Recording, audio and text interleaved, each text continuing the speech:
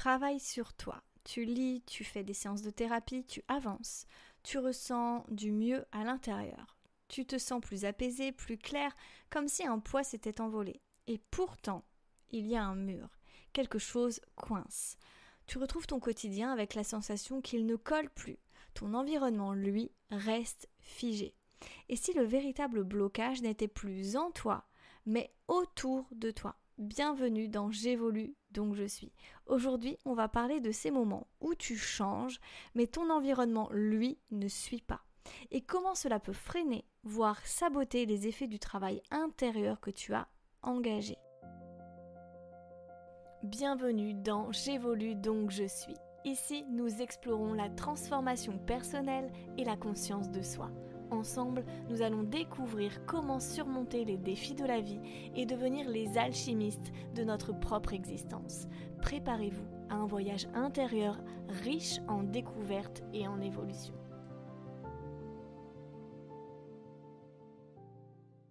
Laisse-moi te dire une chose. Tu peux travailler en profondeur sur tes blessures, tes croyances, tes automatismes. Tu peux te libérer d'émotions lourdes, apprendre à poser tes limites, comprendre d'où viennent tes schémas. Mais si tu restes plongé dans un environnement toxique, dans une relation qui te vide, dans un rythme de vie qui t'épuise, alors ton corps, ton inconscient vont lutter. Lutter pour maintenir un équilibre artificiel mais nécessaire à leur survie. Comme cette patiente que j'ai accompagnée dans mon programme pour la perte de poids, tous les leviers émotionnels avaient été travaillés. Les compulsions alimentaires avaient disparu et pourtant pas 1 kilo perdu. Pourquoi ? Parce que cette femme était en mode survie. Sa charge mentale était écrasante. Elle était seule à tout gérer. Et son corps avait compris une chose. Il ne pouvait pas se permettre de perdre de l'énergie. Il devait tenir. Il n'était pas en sécurité. Elle faisait tout pour aller mieux, mais refusait de toucher au système qui la maintenait à bout. Et parfois, ce système extérieur, on s'y accroche par peur de tout faire voler en éclats, par loyauté, par automatisme, par fatigue aussi. Tu sais, certains savent très bien ce qu'ils devraient changer, mais ils ne veulent pas le voir. Changer d'emploi, quitter cette relation, poser des limites à la famille, finalement tout ça, ce serait trop d'insécurité d'un coup. Alors, ils avancent en thérapie, mais avec des freins intérieurs actifs. Ils savent conduire, ils veulent faire avancer la voiture, sauf que le frein à main, il est toujours serré. Et ce qui fait que tout le monde s'épuise. Eux, le thérapeute, leur corps.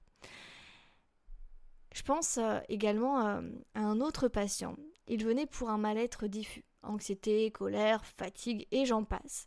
En fait, à chaque fois, on remontait à son couple. Une relation à sens unique dans laquelle il s'était oublié.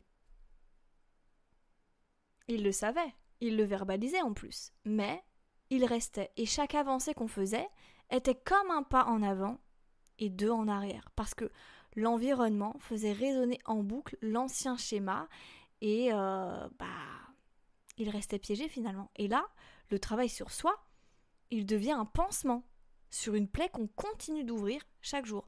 Si je peux te donner un exemple, c'est comme essayer de faire cicatriser une brûlure tout en restant exposé à la même source de feu. Du coup, ça sert à rien en fait. C'est vrai que ce n'est pas simple parce que changer l'extérieur, ça nécessite de faire des choix.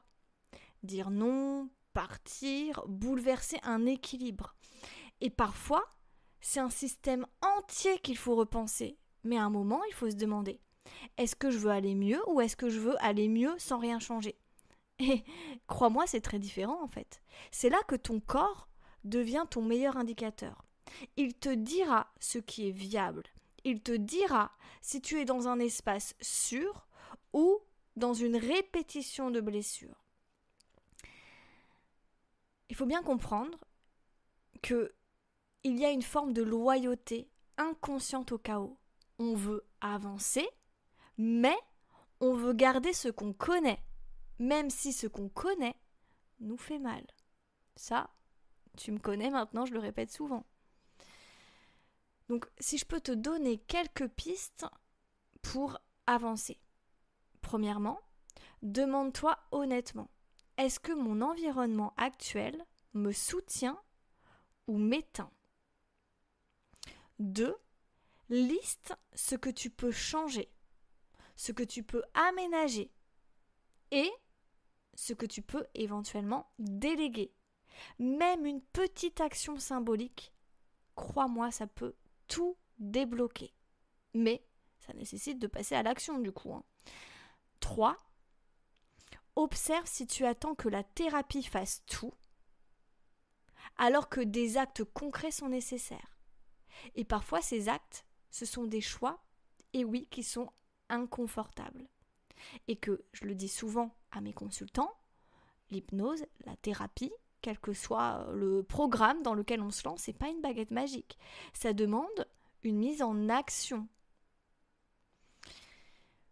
4. Il est nécessaire de t'entourer de personnes qui te rappellent que ton mieux-être a le droit d'exister pleinement, pas seulement dans ta tête. Et 5. Écoute les messages de ton corps.